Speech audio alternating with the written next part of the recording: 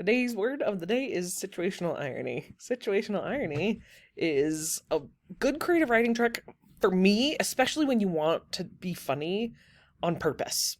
Like, think about the last time you told a joke and nobody laughed, right? Those are the kinds of situations where you might want to use situational irony. Like for us, I always teach it during the Studio C script project so that it's a trick you can use to make your script more funny on purpose. So there's a reason the word situation is in situational irony. This is when you are expecting one thing or situation to happen and something unexpected happens instead. So here's an example from my life.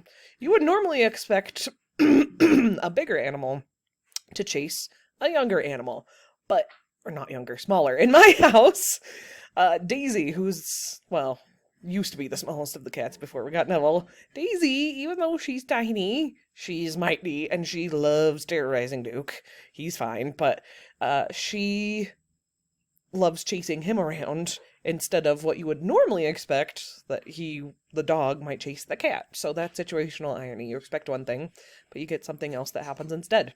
There's a story I always tell, it has to do with this picture here, that I want you to imagine you've saved up your whole life. You always wanted to go on an African safari, and it's finally happened. You did it. You saved enough money, and you fly across the world, and you get to Africa, and you meet up with your really cool tour guide, and you're having a great time, and you're out and about in the savannah, you're taking pictures, and one day you see a herd of giraffes, and you stop, and of course you take selfies. Who's not going to take selfies with giraffes, right?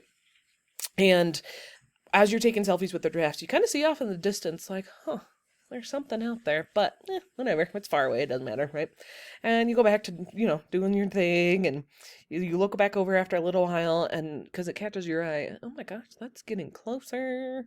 Okay, well, I'm gonna start going back to the Jeep. You still can't make out what it is, but looks like it's heading towards you. So, as you're walking towards the Jeep, you keep checking your progress, and it's now close enough, you can see it. That's a lion. Okay, it's time to run. So now you're running towards the Jeep, and you're thinking, I don't want to die today. Today is not the day. And you're full on running, full tilt. You keep looking over. That lion is close enough now. You can see it looks like it's starved. There's drool flying. Its eyes are bloodshot. Like, this thing looks crazy. And so you're making a desperate attempt to get to the Jeep.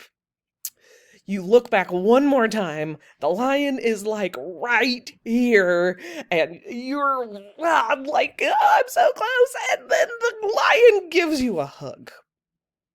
That is situational irony, because I clearly set it up that the expectation was that you were getting eaten by the lion. But instead, something totally unexpected happened. The lion gives you a hug.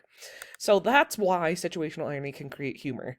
That you hit the reader, basically, with something totally weird, totally unexpected.